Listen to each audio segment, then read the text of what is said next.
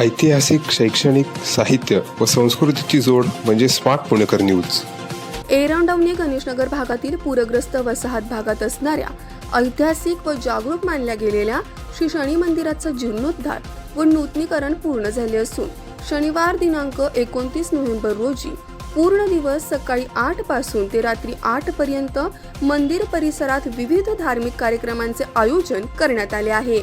यामध्ये लघुरुद्र अभिषेक, नगर प्रदक्षिणा, शनेश्वर याग, वास्तुशांती पूजन, कलश पूजन व महाप्रसाद, रामरक्षा व हनुमान चालीसा पठण, महाआरती व प्रसाद अशा कार्यक्रमांचे आयोजन संपूर्ण दिवसभर करण्यात आले आहे. 10 चाळ पूरग्रस्त वसाहत गणेशनगर एरंडवणे येथे संपन्न होणाऱ्या धार्मिक महोत्सवाचे श्री शनी मारुती बाल गणेश मंदिर ट्रस्ट यांनी संयोजन केले आहे. सर्व भाविकांनी दर्शन व महाप्रसादासाठी येण्याचे आवाहन ट्रस्टचे अध्यक्ष दीपक केशवराव निकम यांनी केले आहे.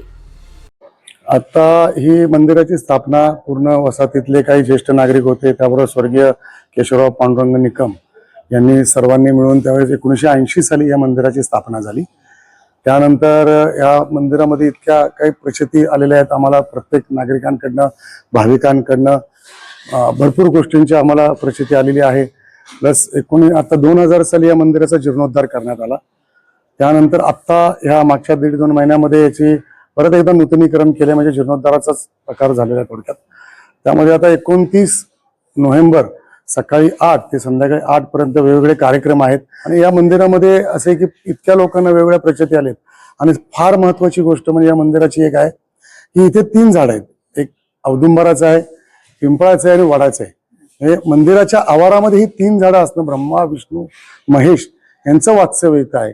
इथे मंदिरामध्ये दत्तगुरूंचं मंदिर आहे, शनी मारुती शनी आहे, मारुती आहेत, परत राम लक्ष्मण सीता आहे, विठ्ठल रुक्माई आहे. म्हणजे वारकरी संप्रदायाचे बरेच कार्यक्रम इथे होत असतात, इकडे चालू असतात. परत महादेवाचं मंदिर आहे.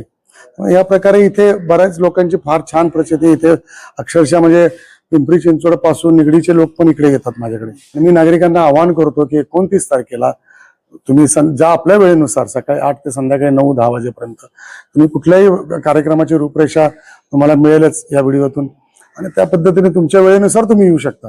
दुपारी महाप्रसाद पण आहे, संध्याकाळी प्रसाद आहे. आणि आपण या नक्कीच इथे येऊन आपण लाभ घ्यावा.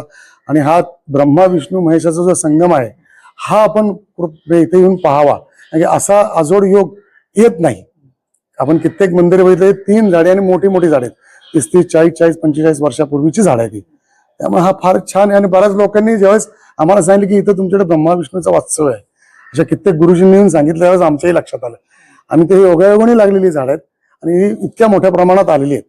तर मी नागरिकांना आवाहन करतो, आपण सर्वांनी नक्की मंदिरामध्ये यावे. 20% धार्मिक काम आणि 80% शैक्षणिक काम. आम्ही आमचे सहकारी, आता हे राजकीय व्यासपीठ नाहीये, त्यामुळे आमच्या इथं कोणी राजकीय येतात नाहीये, याच्यात कधी नसतो विषय.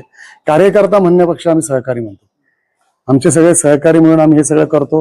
आणि इथे बरेच आता इथले प्रतिष्ठित लोक आहेत, जसे राजकीय क्षेत्रातले आहेत तसे साहित्यिक आहेत. आणि आम्ही शनी मारुती महोत्सव हा आम्ही पूर्वी भरवत होतो.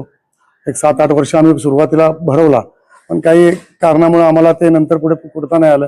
त्यामुळे इथे आपल्याकडे सगळे मोठे मोठे कलाकार येऊन गेलेले, जसे अरुण दाते आहेत, उषा मंगेशकर, उत्तरा केळकर, आशा खाडीलकर, बरेच मोठे मोठे, हृदयनाथ मंगेशकर, या लोकांचे आलेत. आणि ह्या लोकांना देखील आम्ही पत्रिका दिलेल्या आहेत, त्यांच्याकडे पोचत्या करतोच आहेत आणि त्यांच्यावर मेसेजही पाठवतोय. त्यामुळे हे प्रतिष्ठित लोक आहेत, गोरगरीब आहेत, सगळे इकडे या मंदिरात दर्शनाचा लाभ घ्यायला